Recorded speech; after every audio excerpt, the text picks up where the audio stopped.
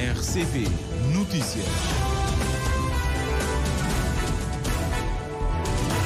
13 horas em todo Cabo Verde. Muito boa tarde. Vamos dar início ao Jornal da Tarde para esta terça-feira, 2 de abril. A abrir, como sempre, vamos conhecer os títulos. Ex-presidente da Câmara da Boa Vista defende que o Fundo do Turismo deve aceitar os justificativos dos 100 mil contos apresentados pela atual gestão camarária e descarta desvio de verbas do fundo. Ex-presidente da Câmara da Praia ouvido pela CPI, que investiga verbas do Fundo do Turismo, mas recusou que a audição fosse pública. O Ministro da Cultura quer que todas as informações históricas e da administração pública sejam disponibilizadas em formato digital.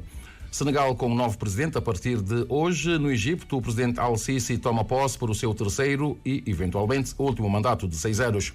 Novo governo de coligação toma posse em Portugal. Relações com os PALOP, particularmente o domínio da imigração, não devem sofrer grandes alterações, de acordo com especialistas. O primeiro-ministro de Israel confirma que os 7 trabalhadores de uma ONG foram mortos pelas forças israelitas e disse que não foi intencional. Acompanhe o desenvolvimento destas e outras notícias neste jornal, edição e apresentação de Anatólio Lima. Amigo ouvinte da Rádio de Cabo Verde, muito boa tarde. O presidente da Associação de Armadores de Pesca de Cabo Verde defende que é preciso repensar o setor pesqueiro com foco nas condições de captura. A consideração foi feita a propósito de mais uma derrogação conseguida por Cabo Verde junto da União Europeia a vigorar a partir de janeiro do próximo ano. Derrogação que, admite Susano Vicente, é uma medida paliativa, conforme a Patrícia Martins. Para Susano Vicente, presidente da APESC, a solução passa por se investir na frota nacional. Não tendo a capacidade operacional para abastecer com os nossos próprios produtos, somos obrigados a importar de outras paragens para transformar e reexportar como se o produto fosse nosso. Mas numa perspectiva de que Cabo Verde deveria ou deve criar condições para que a sua frota seja capaz de abastecer as nossas próprias conserveiras de forma que o nosso produto seria genuinamente cabo-verdiano. Não tendo essa capacidade, a União Europeia concede esta derrogação, que é uma exceção às normas SPG, que é um sistema que a União Europeia concede a alguns países. Produtos destes países entram no território europeu com isenção aduaneira dos seus produtos, igual tratamento como se fossem os países da zona euro. Desde 2008, de 2 em 2 anos temos uma derrogação e os sucessivos governos não investiram na nossa frota internacional de pesca de forma que tivéssemos essa capacidade de abastecer a nossa conserveira. O que falta, diz Susano Vicente, é vontade política para se resolver a situação. Infelizmente não vejo vontade política nesse aspecto. Este governo tinha obrigação de fazer melhor, porque nós fornecemos a nossa ideia, o plano de como nós conseguiríamos resolver este problema através de atuneiros genuinamente cabo-verdianos. O próprio governo de Cabo Verde financiou um plano de negócio da cooperativa para a obtenção de navios, para pelo menos colmatar em parte essa questão da derrogação, e é com muita mágoa que nós dizemos que o governo depois achou por bem não financiar este projeto. Daí que neste momento poderíamos em parte estar a resolver este problema. Infelizmente isso não está acontecendo e estamos em mais uma derrogação e não vemos perspectivas futuras. A derrogação é uma medida paliativa, afirma o presidente da APESC,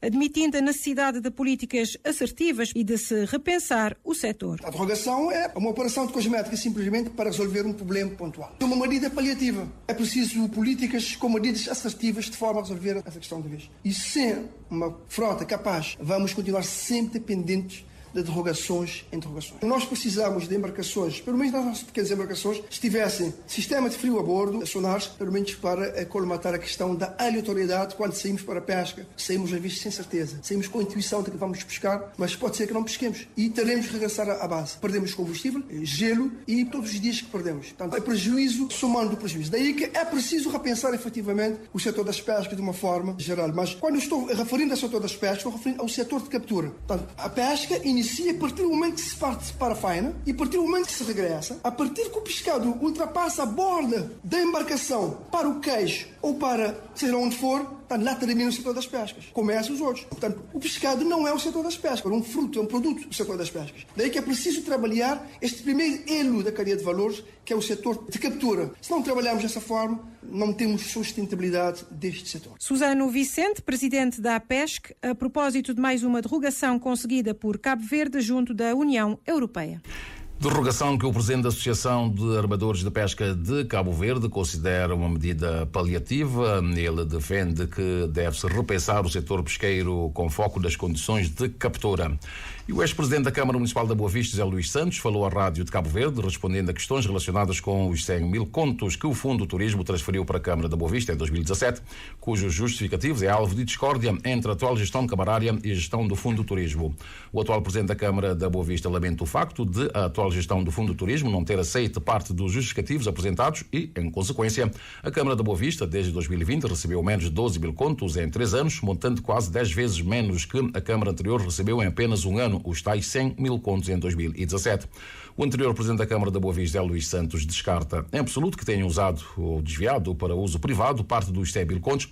Implicitamente reconhece, porém, que parte do montante foi usado para que a Câmara pudesse realizar obras e que, posteriormente, os montantes seriam repostos. Nós não achamos que seria irresponsável de nossa parte, tendo dificuldades financeiras na Câmara Municipal de Boa Vista e com esse valor à ordem na banca, para não ficar de braço cruzado, para não usar aquele dinheiro que é de Boa Vista para desenvolvimento de Ilha de Boa Vista e não utilizá-lo no Conselho de Diretivas de Fundo Turismo muito bem, não basta utilizá-lo com o objetivo de, conforme que está basta entrar outras verbas para a Câmara Municipal de Boa Vista, nomeadamente de jogo e de venda de terrenos, não está basta repua esse valor. Portanto, esse aqui é os justificativos que não puder avançar neste momento, não quero avançar muito, porque já não foi ouvido da Comissão de Inquérito Parlamentar e não poder bem ser ouvido novamente e não tem outras declarações que não está a fazer neste sede. O ex-presidente da Câmara da Boa Vista, José Luís Santos, indica de forma clara onde a atual gestão poderá encontrar os justificativos de obras que considera que podem não estar de acordo com o regulamento do Fundo do Turismo, mas que foram realizadas para servir a ilha. Mas não creio, claro, que ele tem que continuar a explicar justificativos porque ela na Câmara Municipal que está. A Câmara Municipal é a mesma, a senhora Secretária Municipal é a mesma, portanto, os justificativos lá estão e ele só perdeu um bocadinho de trabalho do tchau. Ele poderá usar justificativos da obra de requalificação de povoação velha, uma obra emblemática. Ele poderá usar justificativos de requalificação de Bufareira, também que está lá, uma obra que tem time de orgulho. Ele poder usar justificativo de entrada de Fundo das Figueiras, também uma obra bonita, que está lá para todo dia noiar. Ele poder usar justificativos de campo relevado de Boa Ventura e de campo relevado de Cagajá, entre outras variadíssimas obras que não realizam na Boa Vista, com recurso a parte deste fundo. E confrontado com algumas despesas realizadas como o pagamento de passagens para artistas, transporte de instrumentos musicais, etc., o ex-autarca conclui dizendo que todo investimento que é feito na Boa Vista tem impacto na ilha, pelo que defende que a atual gestão do Fundo do Turismo deve aceitar os justificativos apresentados. Que os justificativos de diretivas do Fundo de Turismo devem ser efetivamente aceitas. E mais, na Boa Vista, na tal Boa Vista, é a segunda ilha mais turística de Cabo Verde. Tudo que se fizer na Boa Vista, todo investimento que se fizer na Boa Vista, tem impacto no turismo. Portanto, é difícil não falar no investimento naquela ação, investimento naquele projeto ali, ou naquele outro, que é em prol do desenvolvimento turístico na Ilha da Boa Vista. Todo o investimento que se fizer na Ilha da Boa Vista, ele tem impacto também no desenvolvimento da Boa Vista enquanto destino de turismo na Cabo Verde. Em relação às insinuações de um deputado e do atual presidente da Câmara da Boa Vista de que teria desviado os fundos para outros fins, José Luís Santos assegura que o mesmo intentou uma queixa-crime na comarca da Boa Vista contra ambos. E o presidente da Câmara de Boa Vista, Cláudio Mendonça, reafirmou que a Câmara Municipal da Boa Vista justificou os 100 mil contos recebidos do Fundo do Turismo. O mesmo assegura que o montante não foi utilizado para o fim para o qual foi destinado. O edil diz que está aberto a sentar à mesa e resolver o problema da justificação de fundos que, a seu ver, tem sido um grande entrave ao desenvolvimento da Boa Vista, conforme a Arieta Barros. A Câmara Municipal de Boa Vista convocou a imprensa para, segundo o Presidente, esclarecer alguns pontos em relação à gestão do Fundo do Turismo, particularmente os 100 mil contos que o município recebeu sem ter apresentado qualquer projeto de investimento, sublinhou Cláudio Mendonça. O edil assegura que o montante foi utilizado em várias ações, mas ações que não constavam no contrato assinado. Então não manda as despesas devidamente justificadas.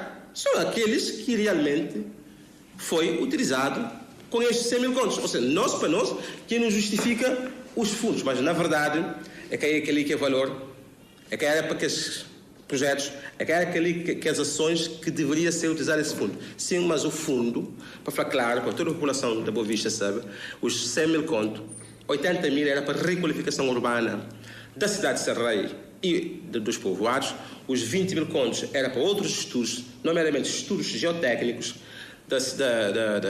do bairro Boa Esperança, e também a ligação de rede de água e alguns de serviços de casa de banho na bairro Boa Esperança. Cláudio Mendonça afirma que a sua equipa tem enviado vários projetos ao Fundo do Turismo e tem solicitado também apoios, mas sem sucesso. Fala de tentativa de bloqueio. De 2018 até 2022 nunca desci praticamente um tostão de Fundo do Turismo. Isso é grave. O mais grave ainda é que em dezembro de 2022 não recebi 12.800 contos. E esses 2.800 contos não está canalizado para um trabalho conjunto com o Ministério da Cultura para infraestruturação e reabilitação e criação do Museu Subaquático da cidade da Boa Vista. E até esse momento, Boa Vista, num total, 2020 e 2024, não recebe apenas 11.995 escudos. É isso que não recebe.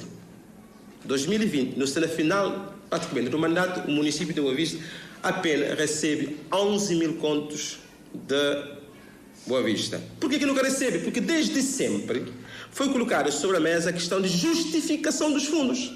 Não, nunca tinha outra forma de justificar, não justificava com aquilo que não encontra na contabilidade. Segundo o Presidente, dada a circunstância, o PCA do Fundo do Turismo comprometeu-se em deslocar-se para a Boa Vista com uma equipa para juntos encontrar uma solução para a questão da justificação dos fundos. Desde 2021, nós espera que o gestor de fundo viesse cá para não resolver esse problema, aquele dinheiro tinha sido resolvido. Ou por via de encontros de conta, ou por via de falar, ok, não tem um valor assim que devia entrar na Câmara Municipal nesses 2 anos, que entra. Então, não abatendo.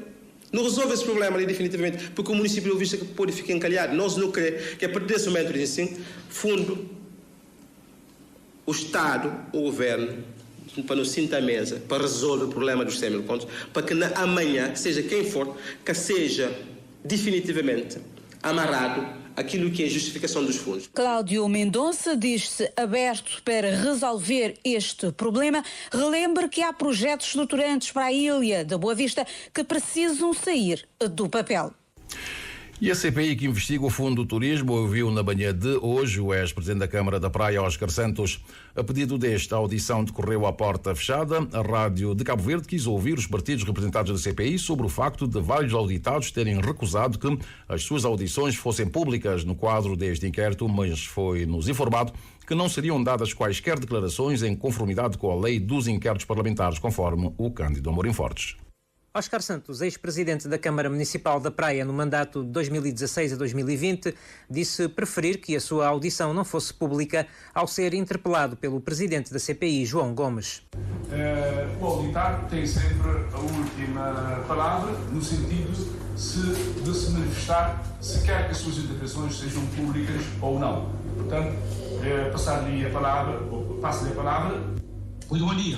Muito bem, estamos a ouvir-lhe em perfeitas condições. Não, eu afirmo que a minha intervenção não seja pública, isso é com o maior respeito. Doutor Oscar, peço desculpas. Inicialmente disse que quanto à publicidade do seu depoimento, eu não percebi muito bem o que é que disse, prefere que não seja público. Não quer que a sua audição não quer que seja pública. É isso? Exatamente. Ok, então peço desculpa. Já são várias as audições em que os auditados recusaram que os trabalhos da Comissão de Inquérito Parlamentar sobre o Fundo de Sustentabilidade Social do Turismo e Ambiente tivessem cobertura da comunicação social. Sem querer dar qualquer entrevista gravada, o presidente da CPI, João Gomes, explicou que, quando assim acontece, a lei que regula o regime dos inquéritos parlamentares impede que os membros das comissões de inquérito se pronunciem sobre as audições.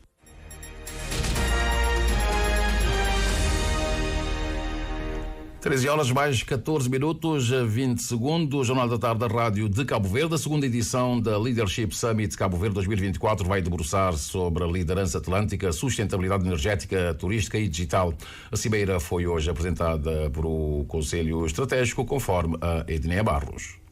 A segunda edição da Leadership Summit Cabo Verde está agendada para o mês de maio, entre 7 a 10, e deverá incidir sobre 5 eixos de trabalho, explica Ricardo Tomás, da The Office, parceira da organização do evento. Ricardo Tomás acredita que os temas que vão ser debatidos tocam muito a Cabo Verde e vão abrir novos horizontes para lideranças que permitam o desenvolvimento do país. Sustentabilidade energética em Cabo Verde, a sustentabilidade digital no país, sustentabilidade ambiental, o turismo sustentável e o quinto eixo fundamental é a educação e formação de liderança. Para além da cimeira em si, existe uma forte componente social, de responsabilidade social e o envolvimento de toda a comunidade. Ou seja, esta é uma cimeira que não fica encerrada dentro da sala da Universidade, do auditório ou da Assembleia Nacional. Vai ter o envolvimento de toda a comunidade, de toda a cidade da Praia, de todo o país também, e vamos ter vários eventos para além de tertúlias, de neogénio, eventos sociais de solidariedade com a Associação Gota d'Arte. Vários temas estarão em análise durante a cimeira, mas o destaque vai para a liderança atlântica, avança Filipe Vaz, diretor-geral da Tema Central, empresa portuguesa que criou a marca Leadership Summit há 9 anos em Portugal e que organiza esta segunda edição da Leadership Summit Cabo Verde. O grande tema deste ano da Leadership Summit Cabo Verde é a liderança atlântica. O que nós queremos é trazer para o palco o posicionamento de Cabo Verde, aproveitando a sua localização geoestratégica como um ponto focal importantíssimo entre a Europa, a África e a América. E, portanto, a liderança atlântica é aquilo que nós queremos trazer este ano para colocar na ordem do dia e tentar que as lideranças de Cabo Verde ganhem essa perspectiva de que podem ser realmente a desempenhar uma função muito relevante enquanto líderes do Atlântico, beneficiando da sua posição geoestratégica. É esse o grande tema que nós estaremos a falar na Assembleia Nacional no dia 9 de maio. Mas depois, como eu disse, temos vários outros momentos do programa nos dias anteriores e no dia seguinte também. Filipe Vaz acrescenta que os desafios que se colocam aos líderes públicos também vão merecer palco durante a cimeira e serão abordados pelo professor universitário norte-americano Brian Klaas. Brian Klaas é um autor e professor universitário norte-americano que vem pela primeira vez a Cabo Verde falar sobre as questões relacionadas com os desafios que se colocam aos líderes públicos, aos líderes das organizações, quem desempenha funções públicas, os desafios que se colocam e as dificuldades que também se colocam. É um autor best-seller. Os organizadores, Tema Central e The Office, através dos seus representantes, afirmaram que no ano passado, pelo menos 650 pessoas participaram da Conferência Leadership Summit Cabo Verde e consideraram que o evento foi um sucesso. E a disponibilização em formato digital de todas as informações históricas e da administração pública é o que pretende o Ministério da Cultura e Indústrias Criativas ao promover na manhã de hoje no Instituto do Arquivo Histórico Nacional a abertura oficial da formação em transição digital na gestão da informação da administração pública. Presidida pelo Ministro da Cultura e Indústrias Criativas, Abrão Vicente, a referida formação contou com a participação de várias entidades pertencentes à administração pública, conforme apurou a Nani Vaz. A formação que surge no quadro da digitalização dos acervos nacionais e da necessidade de transformação do Instituto do Arquivo Histórico Nacional é realizada numa parceria entre o Ministério da Cultura e Indústrias Criativas e a Cooperação Portuguesa. Abrão Vicente esclarece que a ideia é digitalizar e unificar todas as informações existentes e colocá-las ao serviço dos utentes. Visa exatamente colocar o arquivo histórico, mas o arquivo da administração pública, de modo que seja acessível. É por isso que esta formação ganha grande importância, porque os utentes, mas os utilizadores a partir da administração pública podem ter uma cabal compreensão do seu papel a partir do momento que também tenham ferramentas para fazer essa gestão e sempre na perspectiva de serviço ao utente, de serviço ao cidadão. Para o Ministro da Cultura e Indústrias Criativas, a citada formação vai permitir que as informações históricas e administrativas do país sejam acedidas de forma célere. Acessíveis a todo momento, em qualquer lado, estando em Cabo Verde ou não, mas também de forma que a própria inteligência artificial possa usá-los para fornecer respostas rápidas através de bots, através de sistemas informáticos, aos funcionários, aos utentes e a toda a administração pública. Basicamente estamos a formar os nossos recursos humanos para que este processo de digitalização seja integralmente compreendido. A grande maioria dos arquivos aqui depositados são do interesse da conservatória e da justiça, de tudo aquilo que tem a ver com os registros de propriedade, os registros nominais, os registros familiares, tem a ver com a história da secretaria até a independência e pós-independência de Cabo Verde. Abrão Vicente afirma que não somente os cidadãos, mas sim todos os serviços de Estado vão ser beneficiados na decorrência da formação Transição Digital na Gestão da Informação da Administração Pública, que ora começa no Instituto do Arquivo Histórico Nacional. 13 horas mais 20 minutos, Jornal da Tarde da Rádio de Cabo Verde. Um grupo de moradores da localidade de Goiaba, interior de São Salvador do Mundo, reclama de falta de água para o consumo e também para a agricultura e pecuária já há muito tempo. Neste momento têm recorrido aos carros que vendem água e que têm cobrado 2.000 escudos por cada barril, não diz quantos litros o barril, por isso pedem mais atenção das autoridades para com esta zona que tem a maioria de famílias chefiadas por mulheres que estão no desemprego. Ariana Miranda esteve no local. Sem uma gota de água na nascente que sempre saciou a população de Goiaba, no interior de São Salvador do Mundo, estas mulheres têm percorrido longas distâncias para conseguirem o líquido precioso. Quando assim não for, chamam um autotanque que cobra cerca de 2.000 escudos, mas nem sempre mostra-se disponível a andar naquela via de acesso sem condições de segurança.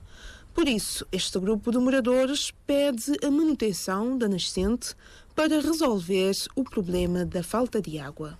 A nós é água que nunca tinha, que nós já comprava 1.500 e já não por 2 contos.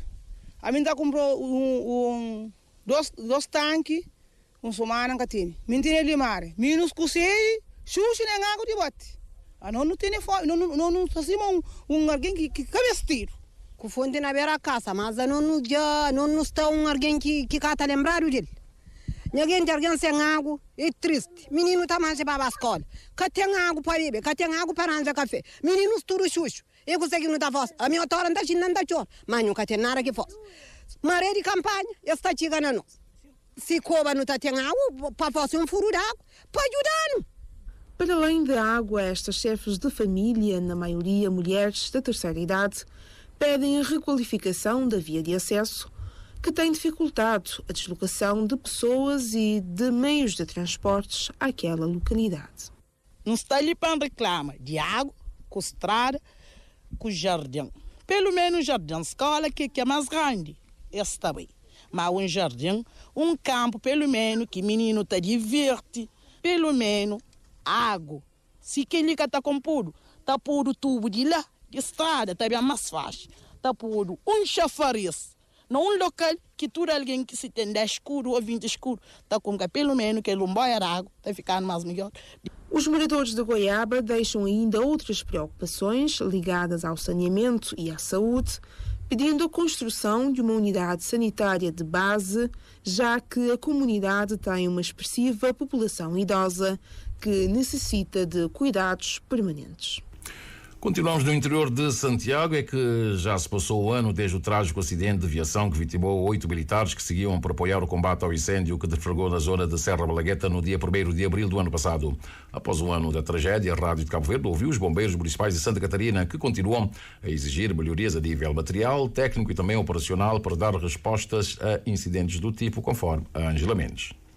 No dia 2 de abril do ano de 2023, a localidade de Serra Malagueta, que pertence aos municípios de Tarrafal Santiago e Santa Catarina, foi surpreendida com um trágico acidente que envolveu o caminhão das Forças Armadas de Cabo Verde. Um acidente que viria provocar a morte de 8 dos militares que seguiam para apoiar o combate ao incêndio que deflagrou na zona de Serra Malagueta no dia 1 de abril. O incêndio, que estendeu-se por 3 dias, imobilizou bombeiros, militares, agentes da Polícia Nacional de Santiago Norte e membros da Cruz Vermelha.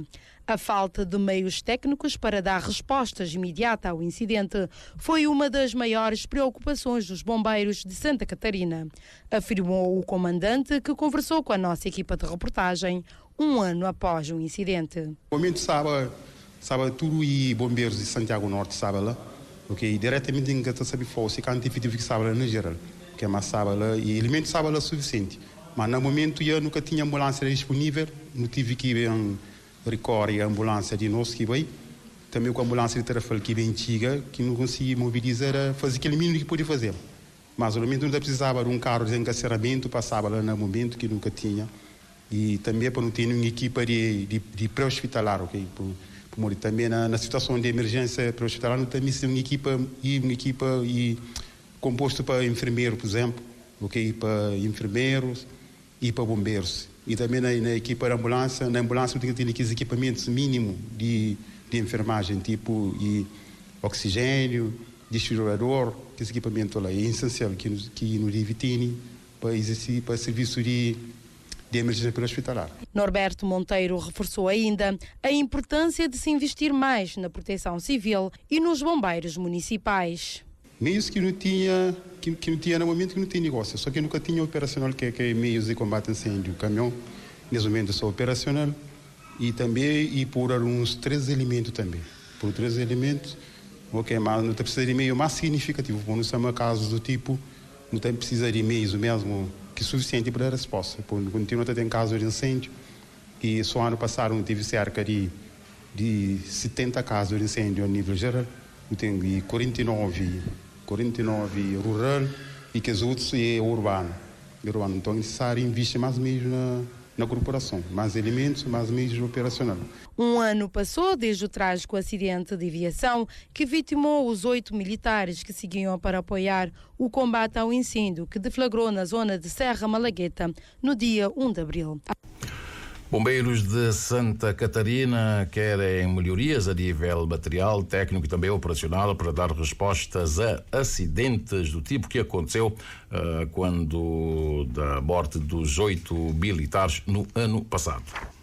E promover o prazer da leitura entre as crianças e destacar a importância dos livros em suas vidas é o objetivo conjunto entre o projeto Escola de Vida e História com Doces, no âmbito da comemoração do Dia do Livro Infantil. A sinergia entre os dois projetos visa oferecer às crianças não apenas o aprendizado académico, mas também uma jornada rica em descobertas, valores e paixão pela leitura. Oliver Santiago, coordenadora do projeto Escola de Vida, sublinha que o objetivo é incentivar as crianças à leitura. E na área de leitura, não tem olhado um avanço. Esta lê melhor, escreve melhor e principalmente em português, para poder expressar essas emoções e sentimentos de melhor forma. E livro, ele é um grande motor no desenvolvimento, de expressar as emoções, a vontade, o pensamento crítico. A coordenadora do referido projeto explica a missão do mesmo nas comunidades.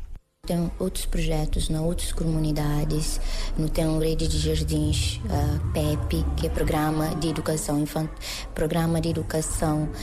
pré-escolar, que não trabalha com crianças antes de ir para as escolas. Então não tem que jardim ali, está nas 5 comunidades e também naquelas próprias comunidades não desenvolve trabalho junto das famílias para poder acompanhar a família e ajudar no desenvolvimento e entregar-lhe que as comunidades. Em relação ao projeto Histórias com Doces, a mentora Patrícia Moço realça que o projeto surgiu da necessidade de despertar a leitura das crianças. De várias experiências, notando que nós crianças que têm muito hábito da leitura, não é? E que não sabem a leitura se ajuda na escola, a nível da língua portuguesa, da escrita. E também leitura abre portas, né? Incentiva a imaginação da criança, criatividade, estimula a criatividade. Uma criança que lê, uma criança que tem muito mais competências, está a ganhar mais competências, mais conhecimentos. E tudo isso foi que motivou a criar esse projeto, Histórias com Doces. Patrícia Monço destaca ainda que pretende expandir o projeto para outras regiões do país. A ideia é de levar para fora, né? Fora da praia, para outras comunidades, para associações comunitárias e quem sabe no futuro, infelizmente ainda cá tem financiamento, né? Mas se procura financiamento, quem quiser de forma voluntária junta com esse projeto, bem-vindo. E é necessário livros, pessoas que creem que está trabalhando com criança, que creem leva também e contação de histórias, está aberta para isso, portanto ele é um projeto que é para continuar. Hoje, 2 de abril, celebra-se o Dia Mundial do Livro Infantil. Para assinalar a data, será homenageado o escritor dinamarquês Hans Christian Andersen, que dedicou-se a escrever contos infantis, um trabalho da estagiária Annie Lopes. A utilização de produtos biocompostáveis é uma das medidas adotadas pelo Festival Azores Burning Summer, que visa contribuir para a proteção do ambiente. Uma ideia partilhada pelo diretor do citado festival numa conferência realizada esta manhã no Palácio da Cultura Ilha do Lobo durante o Atlantic Music Expo. Filipe Tavares acredita que Cabo Verde pode também adotar a referida medida nos seus eventos culturais, como é o caso do AM e do Creole Jazz Festival, que decorrem esta semana na praia. Anani Vaz acompanhou e traz-nos aqui os detalhes. O festival, que teve o início em 2015 em Açores, Portugal, já conquistou prémios nacionais e internacionais graças às boas práticas em prol do ambiente. O diretor do Azores Burning Summer explica de como o festival alcançou esses reconhecimentos. Uma coisa muito simples: reduzir, reutilizar, reparar e reciclar.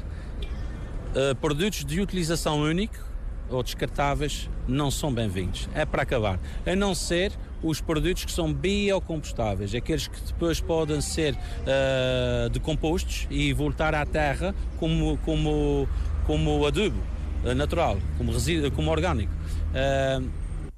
A não utilização de copos descartáveis é uma das medidas adotadas pela organização do festival, diz Filipe Tavares. A pessoa entra no festival, tem que comprar um copo, paga, imagina, 200 escudos por um copo ou 100 escudos por um copo, mas como aquele copo é atribuído um valor, no fim do festival a organização tem que lhe devolver aquele valor se a pessoa devolver o copo à organização. Aí a pessoa está conscientemente a atribuir um valor monetário ao copo, portanto não o vai abandonar, vai guardá-lo porque aquele copo vale dinheiro. Mas as organizações também não se devem aproveitar disso. As organizações devem implementar o reembolso, porque há muitas organizações de festivais que adotam esta medida, mas depois ficam com o dinheiro e não promovem a reutilização. E no fundo aí estamos a subverter o princípio da reutilização, porque depois as pessoas acabam por fazer coleção de copos em casa. Para esse responsável, é importante que todo o festival desenvolva um plano de gestão ambiental, mas adverte pela necessidade do engajamento dos governantes. Tanto serve para a organização como para os governantes. Temos que dar a volta à situação, temos que implementar estas medidas, porque implementando essas medidas também educamos, sensibilizamos a toda a comunidade, porque é assim, o festival tem um público enorme. Os festivais movimentam milhões de pessoas e temos que aproveitar esta oportunidade, esta mobilização para deixar uma mensagem positiva e de mudança e de preservação do nosso planeta, porque se não o fizermos, também não vamos dar continuidade à nossa vida, não é? Azores Burning Summer, Festival dos Açores, que acontece anualmente nos dias 30 e 31 de agosto. A edição deste ano conta com a participação dos artistas cabo-verdianos Mayra Andrade, Princesito e Fero Gaita.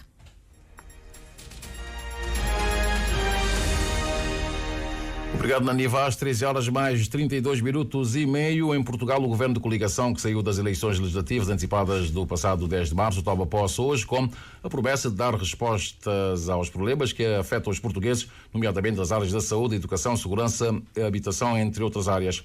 Na passada quinta-feira, um dia depois da entrada em funções do novo Parlamento, Luís Montenegro, líder do Partido Social Democrata, apresentou ao Presidente da República, Marcelo Rebelo de Sousa, a lista do seu elenco governativo com 17 ministros. No plano político-diplomático, não deverá haver alteração nas relações com os países africanos de língua oficial portuguesa, pois nesta perspectiva não existe uma grande diferença entre os programas do PSD e do Partido Socialista, que são os dois partidos que se vão alternando no poder. Um investigador do Centro de Estudos Internacionais do ISCTE, Instituto Universitário de Lisboa, considera que há parâmetros na política externa portuguesa que não vão ser alterados, como no que toca à União Europeia, com a NATO e também com os PALOP. A exceção pode ser as relações com a Guiné Equatorial, do país entrar na CPLP. No plano da imigração, uma jurista de origem da Guiné-Bissau, citado pelo Deutsche Welle, olha para a Europa como um continente envelhecido que precisa de mão de obra estrangeira. Por isso, acredita que o novo governo de Portugal não vai descartar a ida de imigrantes, mesmo que seja de forma controlada. O presidente egípcio Abdel Fattah al-Sisi tomou posse hoje por o seu terceiro mandato consecutivo na nova capital do país, que está a ser construída nos arredores do Cairo. No poder há uma década, al-Sisi prestou juramento sobre a Constituição nas novas instalações do Parlamento da capital administrativa, a leste do Cairo, referiu o jornal estatal Al-Ahram, citado pela agência de notícias France Press. O chefe de Estado de 69 anos vai iniciar oficialmente este novo mandato amanhã. mais de 3 vezes após a sua reeleição, com 89,6% dos votos e contra 3 candidatos pouco conhecidos da população. Antigo chefe do Exército, ministro e também ministro da Defesa, Al-Sisi orquestrou, um ano antes da sua ascensão à presidência, a demissão do chefe de Estado islamita Mohamed Morsi na sequência de enormes manifestações populares. O seu novo mandato, com duração de 6 anos, deverá ser o último de acordo com a Constituição do Egito. No vizinho Senegal já deve ter tomado posse o mais jovem presidente do país, Bassirou Diomaye Faye, eleito da primeira volta aos 44 anos, tornando-se o 5º presidente do país desde a independência em 1960. O primeiro-ministro israelita Benjamin Netanyahu confirmou hoje que as forças de defesa de Israel foram responsáveis pelo ataque que matou pelo menos 7 agentes humanitários em Gaza, descrevendo o episódio como trágico e não intencional. O primeiro-ministro israelita disse que isso acontece em tempos de guerra e que estão a investigar minuciosamente o assunto e tudo farão para garantir que não volte a acontecer. Cidadãos da Austrália, Reino Unido e Polónia estão entre as 7 pessoas que trabalhavam na organização World Central Kitchen que foram mortas num ataque aéreo israelita no centro de Gaza. Os trabalhadores, que também incluíam palestinianos e um cidadão com dupla nacionalidade dos Estados Unidos da América e do Canadá, viajavam em 2 carros blindados com o logotipo da ONG e acabaram por ser então mortos pelas tropas israelitas. Vamos agora falar um pouco das marés, quando já temos 13 horas mais 35 minutos, quase 36. O amigo ouvinte, conforme anunciamos ontem, pode doravante no final do Jornal da Tarde conhecer o movimento das marés, bem como os melhores momentos para pesca, por além de outras informações relacionadas com os 2 principais astros. Para hoje, segunda-feira, 2 de abril de 2024, o sol despontou às 6 horas 28 minutos e 16 segundos e o pôr do sol deverá ocorrer às 18 horas 46 minutos e 33 segundos. A lua encontra-se na fase quarto minguante, saiu pelo sudeste a 1 hora e 19 minutos e pôs-se pelo sudoeste às 12 horas e 41 minutos. A primeira baixa-mar do dia aconteceu às 5 horas e 20 minutos e a próxima será às 18 horas e 39 minutos. Hoje, só uma praia-mar que aconteceu às 12 horas e 1 minuto, quer dizer então que hoje o dia todo praticamente com maré baixa. E o melhor momento para pesca do que resta deste segundo dia de abril é entre 18 horas e 28 minutos até às 20 horas e 28 minutos. É o período de alta atividade que coincide com o pôr do sol, produzindo-se um grande aumento da atividade prevista inicialmente para este período. Amanhã, quarta-feira, a primeira baixa-mar será às 6 horas e 54 minutos e a seguinte baixa-mar às 20 horas e 23 minutos. A primeira praia-mar de amanhã será a 1 hora e 2 minutos e a seguinte às 13 horas e 41 minutos. E os dados indicam que amanhã não é um bom dia para pesca. Caso queira mesmo assim ir arriscar, vá entre 6 horas e 59 minutos até às 8 e 59. Ou se preferir, então poderá ir no período da tarde entre 18 horas e 25 minutos até às 21 horas e 25 minutos. Mas já dissemos que amanhã não vai ser um bom dia para pesca. Posto isto, Anatólio Lima, vamos a recordar os títulos quando já temos 13 horas mais 37 minutos. Dissemos que o ex-presidente da Câmara Municipal da Boa Vista defende que o Fundo do Turismo deve aceitar os justificativos dos 100 mil contos apresentados pela atual gestão cabarária e descarta desvio de verbas do fundo. Ex-presidente da Câmara da Praia, ouvido pela CPI que investiga as verbas do Fundo do Turismo, mas recusou que a audição fosse pública. O Ministro da Cultura quer que todas as informações históricas e da administração pública sejam disponibilizadas em formato digital. Senegal com novo presidente a partir de hoje. No Egito, o presidente Al-Sisi toma posse por o seu terceiro e, eventualmente, último mandato de 6 anos. Novo governo de coligação toma posse em Portugal. Relações com os PALOP, particularmente no domínio da imigração, não devem sofrer grandes alterações, de acordo com alguns especialistas. O primeiro-ministro de Israel confirma que os 7 trabalhadores de uma ONG foram mortos pelas forças israelitas e disse que não foi intencional. Anatólio Lima na edição e apresentação deste Jornal da Tarde, técnica de Adão Brito, e para a realização esteve a Jamila Carvalho. Às 14 temos os títulos com a Edneia Barros.